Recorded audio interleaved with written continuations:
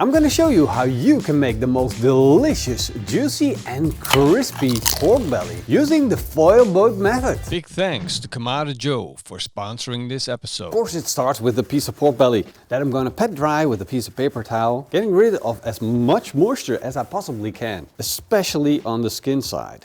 As you can see, mine is a little bit damaged, which is a shame. If you can, just get one that is absolutely beautiful, and therefore, of course, you got to go to your butcher and order it with him. Tell him what you're going to do with it so he understands there shouldn't be any holes.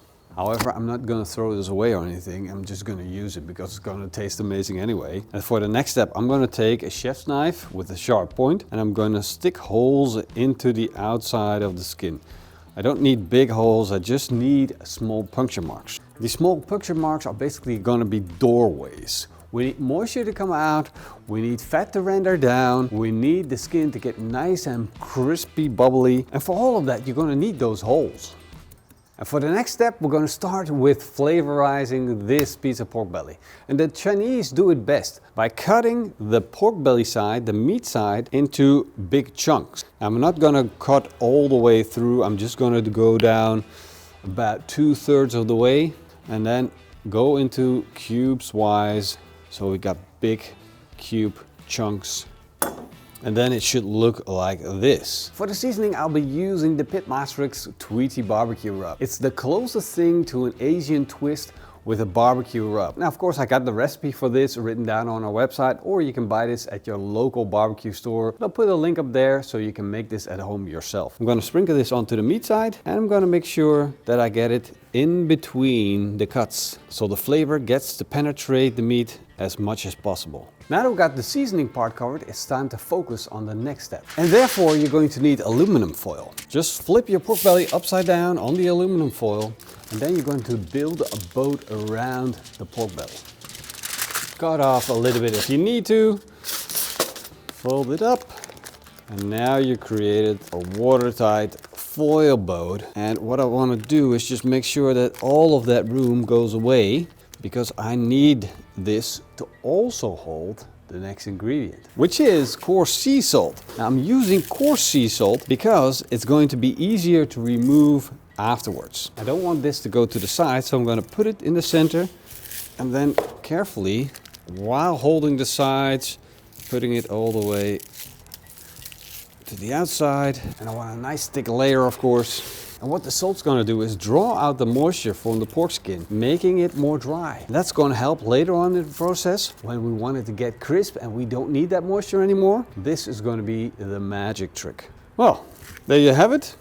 I'm going to put this in the fridge, let it sit there overnight, so I'll show you the rest of the cook tomorrow. And after 2 days in the fridge, it looks like this. The salt drew out the moisture from the pork skin and has become wet and sticky. I'm going to scrape the salt off and throw it away. For the last bits, I'm using a paper towel to remove any of the moisture or salt that is still on the meat. And then it's time to apply some rice wine vinegar. The rice wine vinegar is going to help break down the structure of the skin while we're cooking it. Now our pork belly is prepared and we're keeping this foil boat as it is. I'll be cooking on the KamadoJoe Konnected Joe. That's going to make things easy for me. All I need to do is add a little bit of charcoal. And in this case, I'm not adding a chunk of smoke wood because that will be a little bit of overkill. I got the charcoal in, that's going to provide with enough barbecue flavor, and adding smoke wood to it would make this more of a barbecue meat where I'm more looking for a nice crisp pork belly. Normally now I would put a fire starter in, however, this beautiful machine has an automated function. All I need to do is turn it on, close the lid, hit auto ignite, and the button becomes red, fires up my barbecue, and does all the work for me. And all I needed to do then is set the temperature, and in this case it's going to be 360 degrees Fahrenheit, which is around 180 degrees Celsius. And you might ask, whoa, well, that's a high temperature. That's correct. We need the high temperatures for the skin to dry out even more. Once we got it going hot, time to put in the heat deflectors, the grill grates, and of course the pork belly in the foil boat.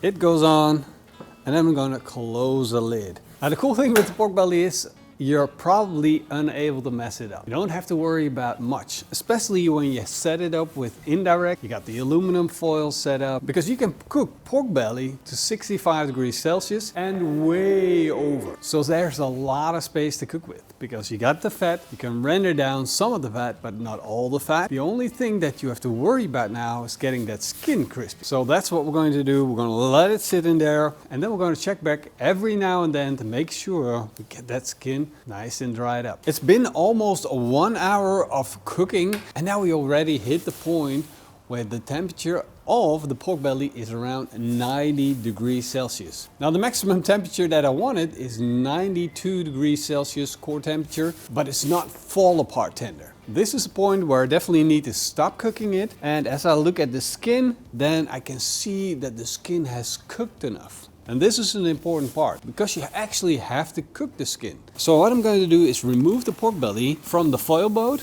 and then place the pork belly with the skin side pointing down towards the heat.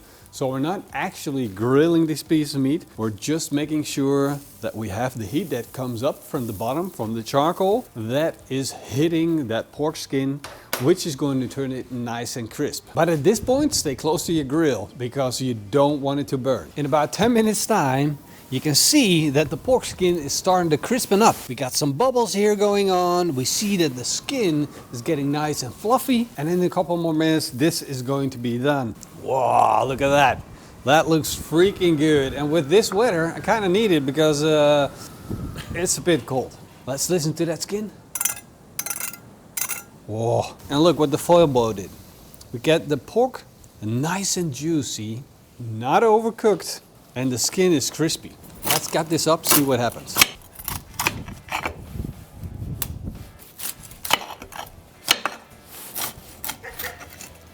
This is exactly what I'm looking for. I got a crispy, crackling skin that tears apart. Look at that.